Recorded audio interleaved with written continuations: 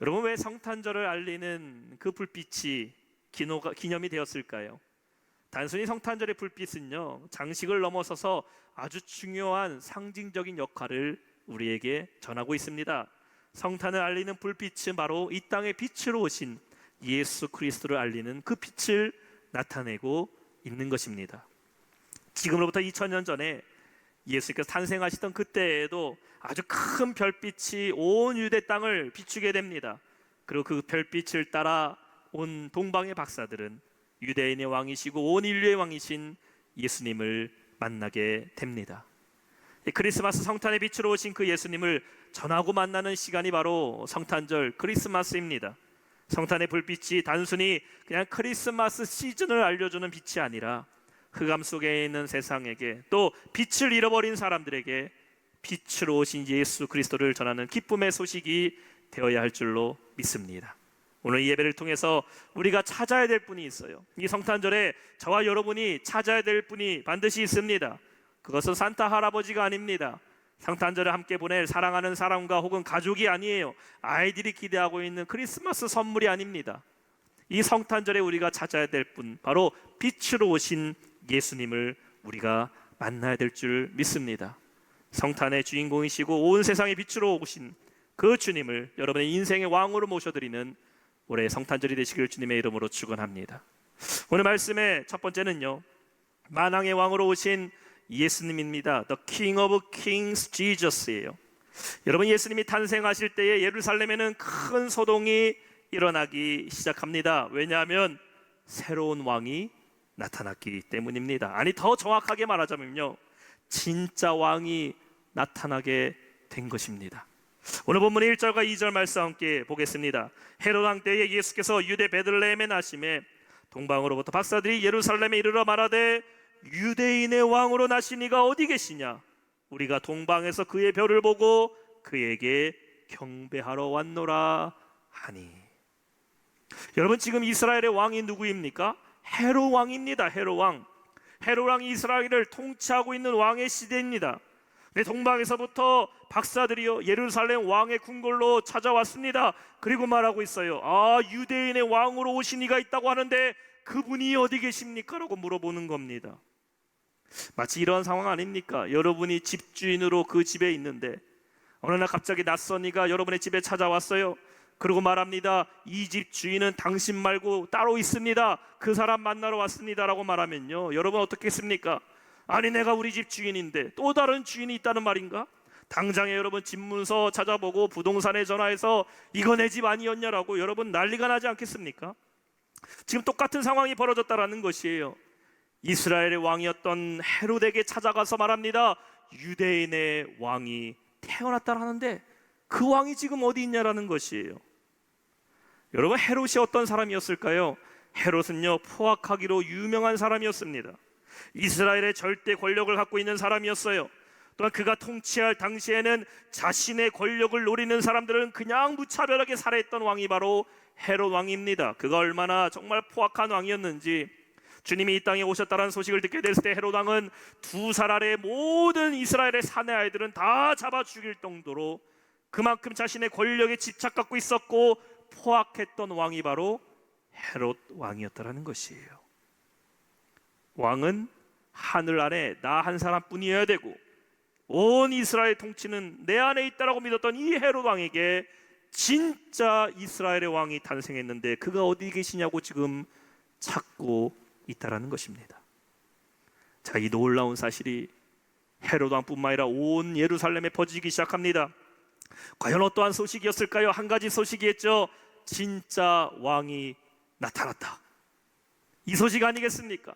헤롯 왕에게, 헤롯 왕이 통치하랬던 온 이스라엘에게, 온 예루살렘에게 이 소문이 퍼지기 시작합니다. 진짜 왕이 나타났다. 그러니 어떻게 돼요? 3절에는 이렇게 말씀하고 있습니다. 헤롯 왕과 온 예루살렘이 듣고 소동한지라라고 말씀하고 있어요. 자, 소동이 일어났습니다. 진짜 왕이 나타났대. 진짜 왕이 나타났대. 온 동네가 소동이 일어나기 시작합니다. 여러분, 진품과 가품의 차이는요, 같이 두고 비교하다 보면 확연하게 드러나게 되어 있습니다. 다이아몬드나 유리로 만든 보석이나 떨어져 있는 그것을 보게 되면요, 비슷비슷해 보이죠. 다이아몬드나 유리 큐빅이나 비슷해 보입니다. 근데 이 두 개를 같이 두게 되면 어떻게 됩니까? 무엇이 진짜 다이아몬드인지, 무엇이 보잘것없이 깨져버릴 수 있는 유리 조각인지를 금방 드러나게 된다라는 것이에요. 진짜가 나타나면요, 거짓된 것들, 흉내내는 것들이 드러나게 되어 있습니다. 이 땅에 예수님이 탄생하심으로 말미암아 진짜 왕이 나타난 것입니다. 그 주님이 유대인의 왕으로 나타나셨으니 자칭 유대인의 왕, 세상의 왕이라고 군림했던 자가 두려워하기 시작했다라는 것이에요. 3절에 예루살렘이 듣고 서동한지라 라는 말은요, 원어를 보게 되니까 타라소라는 단어로 헬라어가 기록되어 있어요. 타라소라는 말은 영어로 trouble이라는 것입니다. 무슨 말이죠? 요동한다, 괴로워하다, 트러블에 빠지게 됐다라는 것이에요. 자, 헤롯이 괴로움에 빠지게 됐습니다. 요동하기 시작했어요. 트러블, 두려워하기 시작합니다. 여러분 한번 생각해 보세요. 헤롯 왕이 진짜 왕이었다면요, 왜 두려워합니까? 내가 진짜 유대인이 왕이었다면요, 왜 소동합니까? 오히려 그는 당당했겠지요. 동방 박사들이 나에게 찾아와서 유대인의 왕이 어디 계시냐 물어봤다면요, 아니 내가 유대인의 왕인데 누굴 찾느냐고 큰 소리 떵떵 쳤겠죠. 그러나 그는 소란했다라고 말하고 있어요. 왜 그렇습니까? 자기 자신도 내가 진짜 유대인의 왕이 아니라는 것을 헤롯은 알고 있었다라는 것입니다. 이게 중요합니다. 메시아이신 예수 그리스도, 진짜 왕이신 주님이 나타나시게 되면 일어나는 일이 있어요. 거짓된 것들은 두려워하게 된다라는 것입니다. 왕 노릇하던 것들은 진짜 메시아가 오면은 두려워 떨기 시작한다라는 것이에요. 마가복음 5장 1절에 보면 예수님께서 거라사 지방에 가십니다. 주님이 그 거라사 지방에 들어가실 때에 군대 귀신 들린 자가 예수 앞에 나와서 두려워 떨고 소리 지르기 시작합니다. 여러분, 주님은 거라사 지방에 가셔서 아무것도 하지 않으셨어요. 너 일로 와봐, 귀신 들린 사람 이리 와봐, 주님 그런 말도 안 하셨습니다. 그냥 주님이 거라사 지방에 들어가자마자 갑자기 귀신 들린 자가 두려워 떨기 시작합니다. 소동이 일어나기 시작해요. 그리고 5장 7절에 이렇게 말합니다. 큰 소리로 부르짖어 이르되 지극히 높으신 하나님의 아들 예수여, 나와 당신이 무슨 상관이 있나이까? 원하건대 하나님 앞에 맹세하고 나를 괴롭게 하지 마옵소서 하니, 그 사람의 마음을 다스리고 있던 악한 마귀, 그 사람의 육신과 심령을 다스리고 있던 왕이라고 자칭했던 그 마귀가 진짜 왕이신 예수를 만나게 되자 어떻게 됩니까? 두려워하게 되고 떨게 됐다라는 것입니다. 사랑하는 성도 여러분, 진짜 왕이신 예수님이 우리 가운데 임하시게 되면은 모든 악한 마귀, 거짓된 것은 두려워하며 떠나가는 역사가 일어나게 됨을 믿으시기 바랍니다. 진짜 왕이 우리에게 오셨다라는 것이에요. 진짜를 만나게 되면 모든 거짓된 것들은 그 자리를 떠나야 됩니다. 절대 왕자에는 진짜 왕이신 오직 메시아만이, 그리스도만이 그 자리에 계셔야 된다라는 것이에요. 이번 성탄절에 왕이신 예수님이 여러분의 삶 가운데 찾아오셨어요. 여러분의 가정에 찾아오십니다. 내 심령에 찾아오십니다. 우리를 덮고 있던 모든 문제들, 모든 왕 노릇하던 것들이 진짜 왕이신 예수님 만남으로 말미암아 해결되는 역사, 자유케 되는 역사, 풀어지는 역사가 일어나길 주님의 이름으로 축원합니다. 오늘날 살아가는 사람들은 모두가 자신을 왕으로 여기며 살아갑니다. 그래서 인생의 계획도요, 내가 세웁니다. 내가 세운 계획, 내 뜻대로 간다고 생각해요. 마치 내 인생 내가 컨트롤할 수 있다고, 그러면서 살아갈 수 있다고 생각하는 것이 오늘날 세상 사람들의 모습 아닙니까? 그리고 나는 지배하는 자리에 있기를 원하지, 내가 누군가에게 지배를 받고 내가 누군가에게 끌려가는 삶 원하는 사람 아무도 없습니다. 우리는 본능적으로 지배하는 자리에 있기를 원한다라는 것이에요. 사람이 2명만 모여도요, 이 2사람 중에 한 사람은 대장이 되고 싶어 합니다.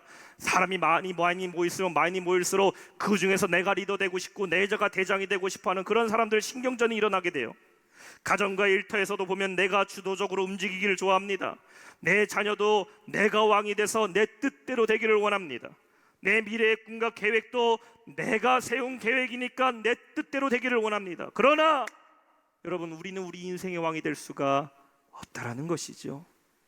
왕의 옷을 입고 왕의 흉내는 낼지 몰라도 여러분의 인생, 여러분이 스스로 책임질 수 있는 인생이 아니라는 겁니다.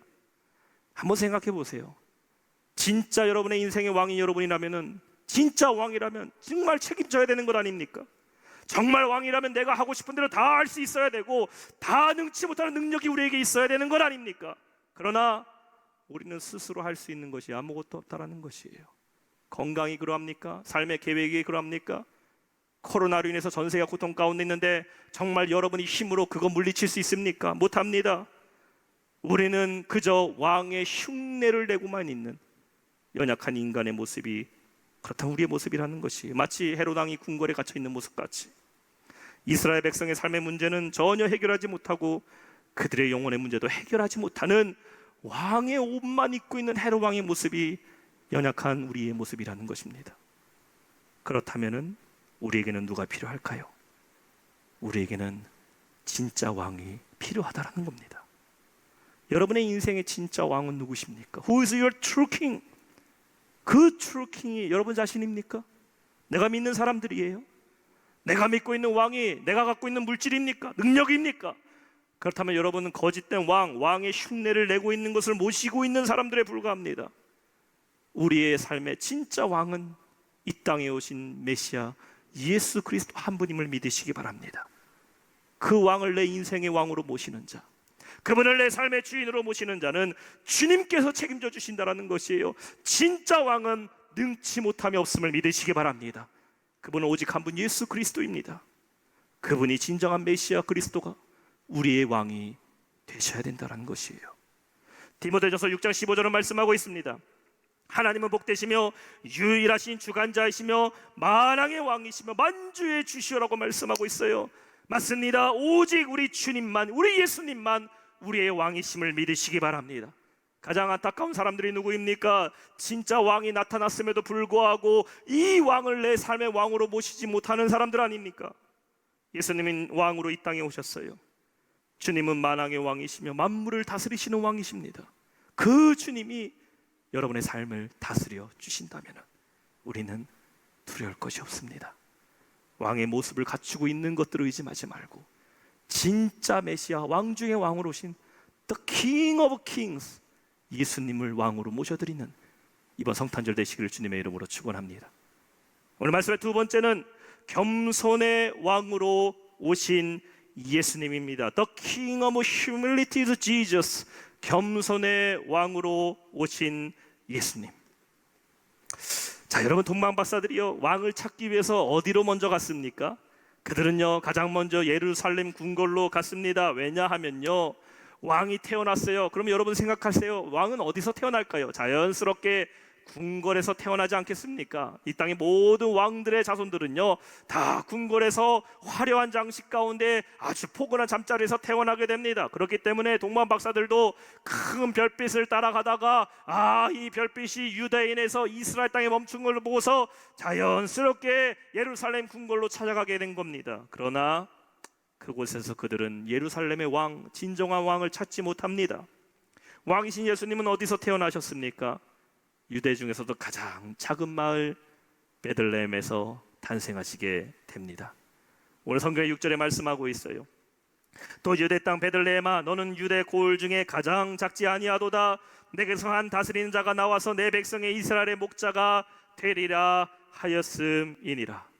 하나님도 베들레헴을 위로하셔요. 너희는 유다 고을 중에 가장 작지 아니하도다. 왜 그럽니까? 그들은 가장 작았다라는 것이죠. 그러나 너희는 가장 작지 않다. 왜 그러면 그곳에서 메시아가 탄생하기 때문입니다. 아무도 알아주지 않는 고을, 예루살렘이나 기억하고 저 높은 도시들은 기억하지만 아무도 알아주지 않고 아무도 모르고 작고 작은 마을 베들레헴에서 가장 작은 곳이지만 그곳이 작지 않게 된 것, 그곳에 메시아가 탄생하셨다는 것이에요. 이 베들레헴이라 우리가 잊어버리는 것이 무엇일까요? 높아지면 높아질수록 주님을 더 가까이서 만날 수 있다고 생각한다는 것이에요. 아닙니다. 높아지면 높아질수록 우리는 더 낮은 곳에서 주님을 찾아야 한다는 것이에요. 이 베들레헴에 가게 되면요 예수 탄생 교회가 있습니다. The Birth Church of Christ. 예수님의 탄생 교회가 있어요. 이 교회를 들어가기 위해서는요 겸손의 문이라는 곳을 통과해야 됩니다. The Door of Humility라는 문이에요. 여러분 사진에 보이시죠? 사람이 엎드려서 들어갈 수밖에 없는 저 겸손의 문을 통과해야지 주님이 탕생했던 그 birthplace를 우리가 방문할 수가 있게 됩니다. 저 문의 높이는요 120cm 정도입니다. 보통 성인의 허리 정도 되는 키겠죠. 그리고 폭은 80cm예요. 뭐 저는 이렇게도 못 들어갑니다. 옆으로 수그려서 뭐 이렇게 견신이 들어가야지만 그 문을 통과할 수 있는 그 문입니다. 그래서 겸손의 문이에요. 이 겸손의 문, 예수님이 탐생하신 곳을 들어가기 위해서는요, 높은 왕이든지 간에 무슨 많은 대군을 끌고 있던 장군이든지 간에 어떤 나라의 대통령이든지 간에 누구든지 간에 고개를 숙여야지만 들어갈 수 있는 문입니다. 이 문이 상징하는 것이 무엇입니까? 왕을 만나기 위해서는요 겸손한 자가 되어야 된다는 것이에요. 마가복음 2장 17절에 주님 말씀하십니다. 예수께서 들으시고 그들에게 이르시되 건강한 자에게는 의사가 쓸데없고 병든 자라야 쓸데가 있느니라. 나는 의인을 부르러 온 것이 아니요 누구를 부르러 왔다고요? 죄인을 부르러 왔노라 하시니라. 여러분, 왜 성탄절에 우리가 겸손함으로 주님을 찾아야 됩니까? 왜 성탄절이 우리에게 복된 소식입니까? 어떤 이들은 이렇게 말합니다. 주님은 사회적 약자들을 찾아오셨다고. 내가 사회적 약자가 될 때에, 소외받는 사람이 될 때에만 우리가 주님을 만날 수 있다고 말합니다. 아닙니다. 여러분, 주님은 약자를 위해 오신 것이 아니라 주님은 죄인을 찾아오신 분이심을 믿으시기 바랍니다. 스스로가 죄를 고백하고 겸손하게 주님을 찾는 자에게 주님은 복된 소식이 되셨다라는 것이에요. 재산을 많이 갖고 있던 삭개오가 내려와서 주님을 만날 수 있었던 것처럼, 과부의 두렛돈이 아무것도 가진 거 없지만 그 두렛돈 갖고 주님을 만나러 성전에 왔던 것처럼, 높이 있는 자나 낮에 있는 자나 모두가 다 겸손하게 주 앞에 엎드릴 때에 주님은 만나 주신다라는 겁니다.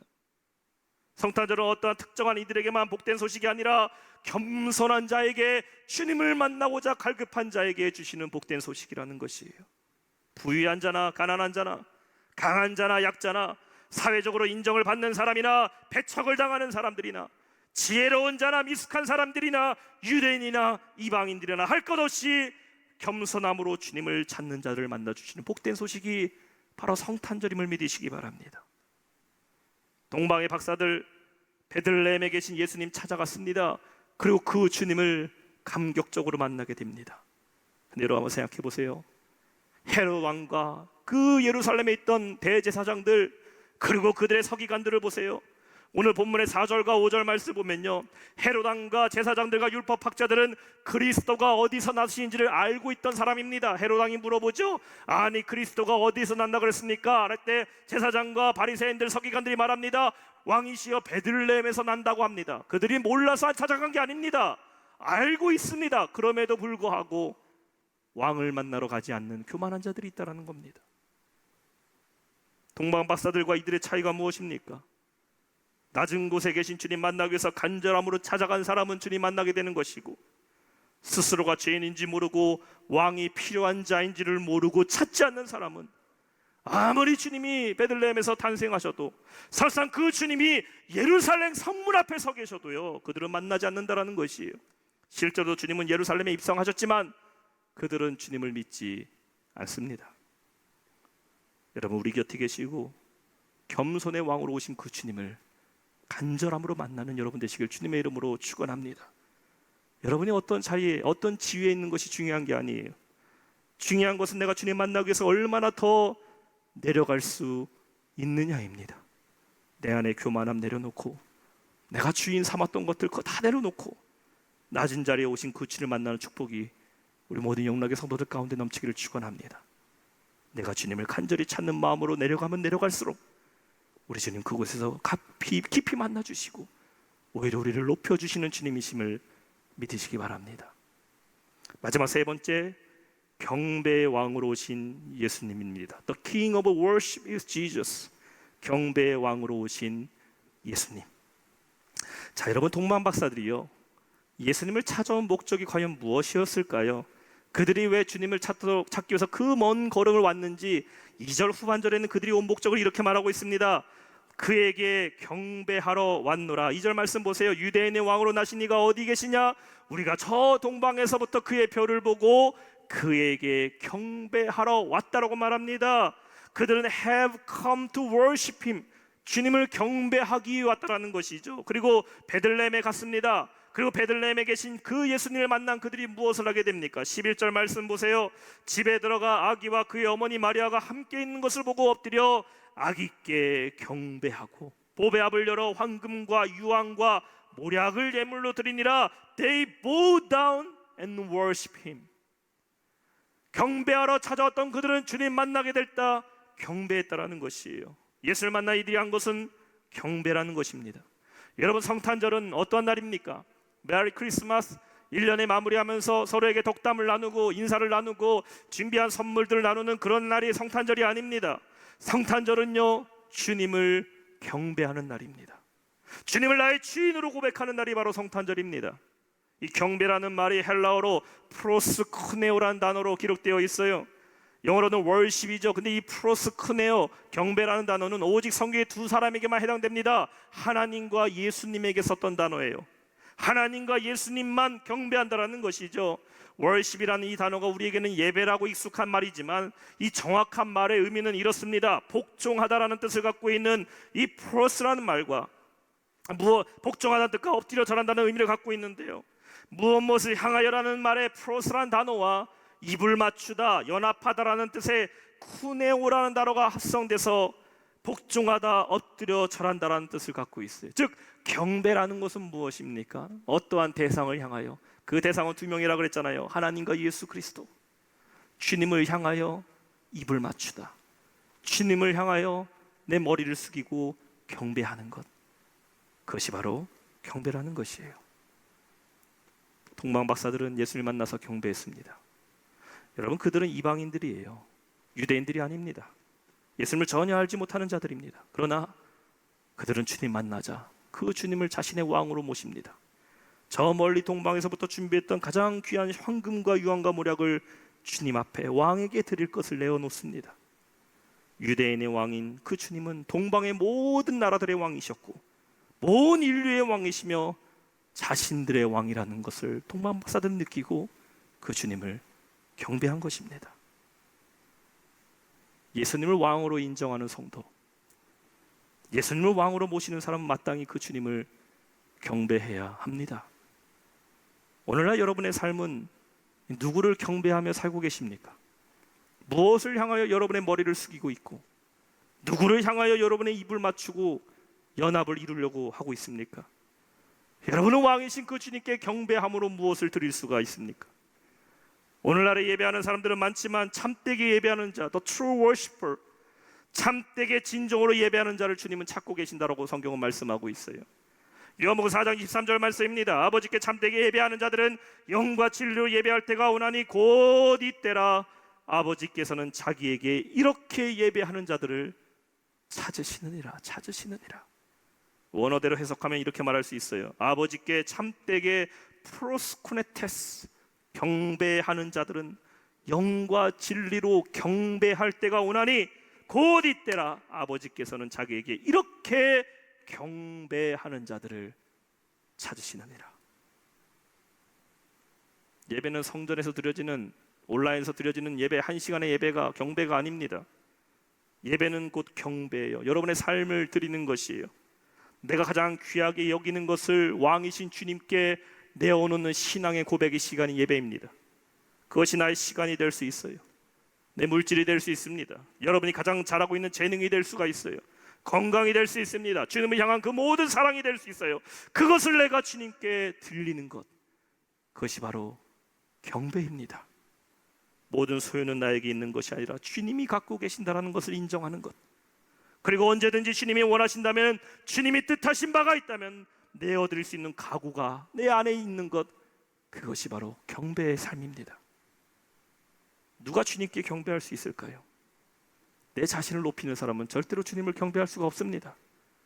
그러나 주님은 높아지시고, 주님, 나는 주님의 종입니다. I'm your servant. You're my king. 주님이 나의 왕이시고 난 주님의 종입니다라고 고백하는 사람, 그 사람이 주님을 worship, 경배할 수 있는 것입니다. 우리가 주님을 나의 인생의 진정한 왕으로 인정하고 경배하기 위해서 오늘 여러분이 이 성탄절에 내려놔야 될 것이 무엇이 있습니까? 여러분 한번 생각해 보세요. 가장 먼저 내 자신을 내려놔야겠죠. 하나님, 내가 나를 사랑했던 내 자신 내려놓기를 원합니다. 내가 움켜잡고 있던 것들, 주님보다 더 고개를 숙이고 주님보다 더 가까워지려 했던 세상의 것들 내려놔야 됩니다. 그리고 주님 앞에 우리는 엎드려야 하는 것입니다. 사랑하는 영락 성도 여러분, 성탄절을 통해서 여러분 안에 있는 그 모든 것들, 주님보다 더 왕으로 생각했던 것들을 내려놓으시기를 축원합니다. 진정한 경배가 회복되는 예배, 진정한 경배가 회복되는 여러분의 삶이 되시기를 축원합니다. 경배는 삶에서부터 시작되는 거예요. 오늘 예배를 마치고 나서 이제부터 여러분 삶 가운데 한 주의 삶이 시작될 때에 여러분 삶 속에서 주님에 대한 참된 예배, 참된 경배가 시작돼야 되는 것입니다. 최고의 것으로 왕이신 주님께 영광을 돌렸던 동방 박사들과 같이 내 삶의 모든 것 주님께 경배하여 주님께 내 삶을 주인으로 모셔드리는 우리 모든 영락의 성도 되시기를 주님의 이름으로 축원합니다.